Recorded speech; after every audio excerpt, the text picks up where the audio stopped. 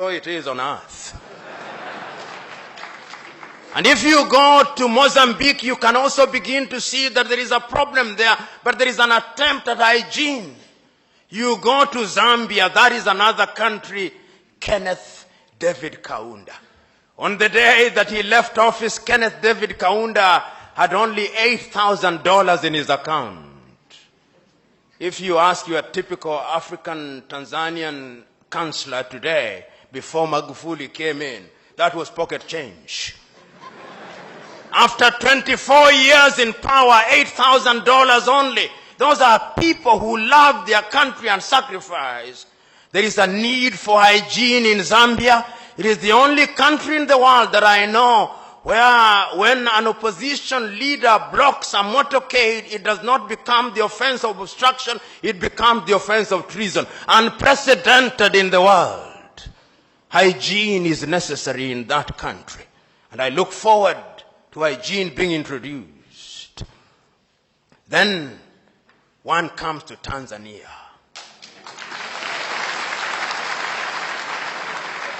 You know, Tanzania, when one talks about hygiene, one must start in the 1960s. One must remember the Arusha Declaration and the nobility of the intentions of Mwalimu Julius Kambarage Nyerere. And that is why many of you may not know, but at one time it was suggested that he be made a saint of the Catholic Church. And the reason was very simple. This was a man who had ideas. This was a man who had clarity of thought. This was a man who could see the future almost with the exactitude of a Jewish prophet. This was a man who had the humility, almost like the humility of the carpenter of Nazareth. This was a man who loved his country. He made mistakes, and when he made them, he realized and corrected them. That is his greatness. Is it not Saint Just who said that nobody can rule guiltlessly? This is a man who found 120 plus ethnic groups and welded them into one nation, so that Tanzanians speak with one voice.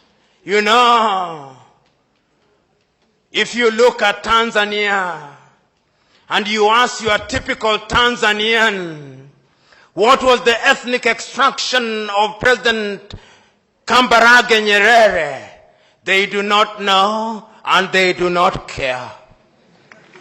If you ask Tanzanians what was the ethnic extraction of the second president of Tanzania, Mzee Ali Hassan Mwinyi, the Tanzanians do not know and they do not care because it does not matter. If you ask them what was the ethnic extraction of the third president of Tanzania, Benjamin William Mkapa, they do not know and it does not matter and they do not care. And if you ask Tanzania what was the ethnic extraction of your fourth president, Jakaya Mrisho Kikwete, they do not know and they do not care. And if you ask them what is the extraction of your fifth president, John Pombe Magufuli, they do not know and they do not care. They only know that he's a bulldozer.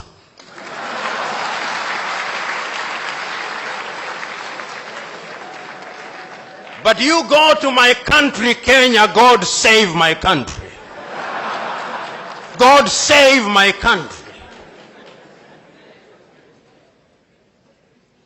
When you meet your typical Kenyan and you introduce yourself as John, they'll ask for the second name, not that they may know your full names, but that they may identify you with your ethnicity and pigeonhole you accordingly.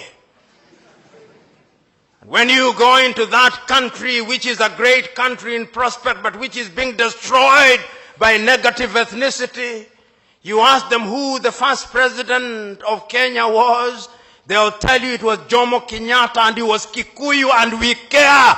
We want our Kikuyu president. And if you ask them who was the second president, they'll tell you It was Daniel Arap Moi of the Kalenjin extraction, and we cared because it was our turn to eat.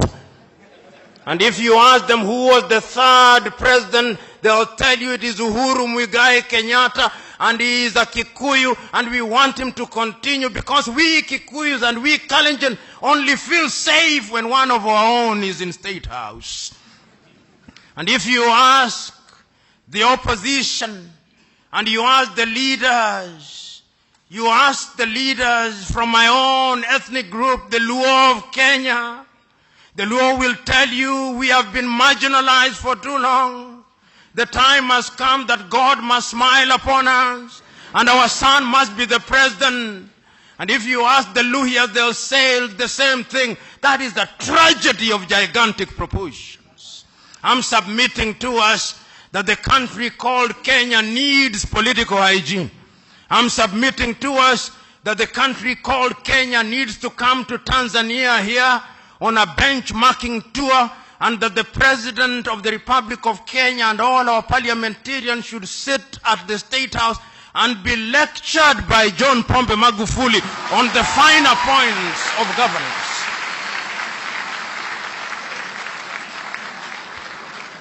Of course, Mzee Warioba will be there, and other stalwarts will be there.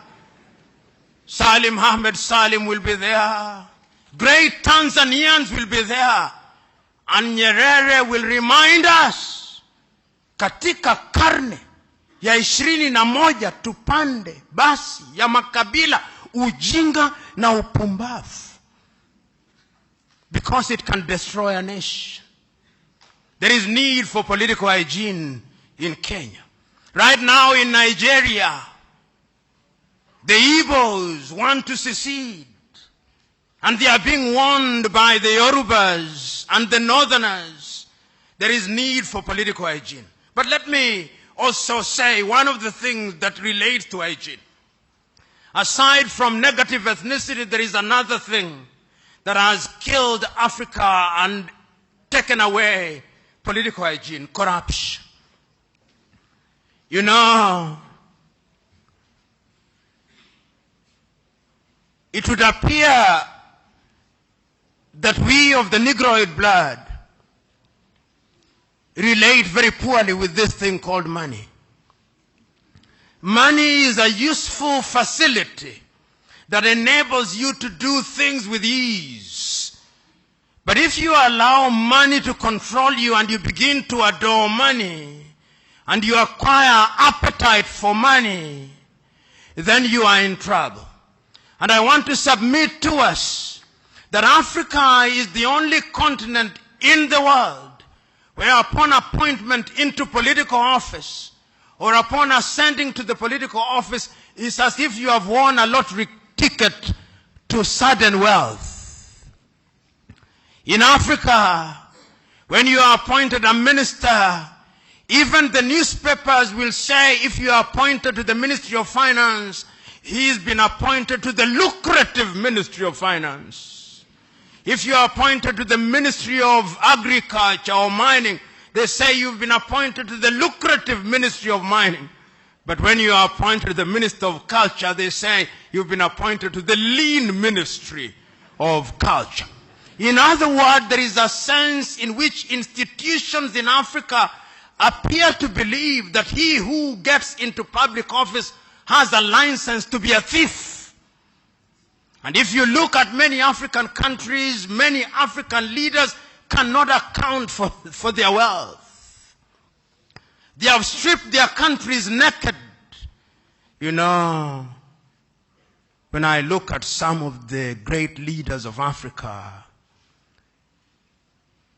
some who will not be remembered so very fondly by history, I regret. Robert Gabriel Mugabe of Zimbabwe.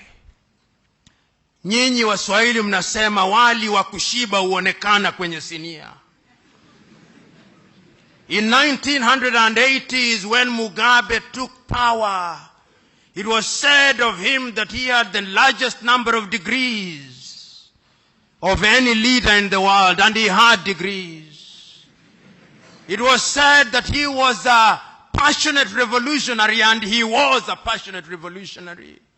It was said that he had liberated Rhodesia, renamed Zimbabwe into a great country, and for the first 10 years he did a good job.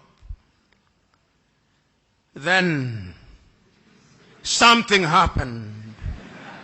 Different commentators have different ways of saying. Some of them say that Sally died and he married Grace and it has never been the same again. I do not know. Some of them said that he became a prisoner of some of his comrades. I do not know. But the only thing that I know is that all the historical dividends he had accumulated have now been squandered. Why? They have been squandered because Robert Gabriel Mugabe now presides over a country where there is 90% unemployment. Robert Gabriel Mugabe now presides over a country which does not have a currency but has a central bank. This is unprecedented in the history of modern civilization. I'm submitting to us that corruption has been at the very heart of the destruction of Africa. That is why we do not have roads. That is why we do not have good hospitals. That is why we cannot feed ourselves in Kenya today. We and Ethiopia, we are importing maize from Mexico. In Liberia, they are importing chicken from Brazil. And in many countries, we cannot even feed ourselves. We do not make our own medicine. Medicine is made as generics in India. We do not even produce our own seeds to plant our fields. They are being made by Syngenta and Monsanto. We do not produce anything because of corruption. But there is a sense in which one can begin to see some hygiene. There is a sense when I arrive here in Dar es Salaam and I look at the newspapers and I see a white gentleman having flown into Tanzania in a private jet from the company called Acacia, goes into State House in Dar es Salaam and literally almost saying, mea culpa, mea culpa, mea maxima culpa. Nimekosa sana, nimekosa sana, nimekosa sana. And President John Pombe Magufuli, as if he was a Catholic father, saying, nimekusikia mwanangu, nimekusikia mwanangu.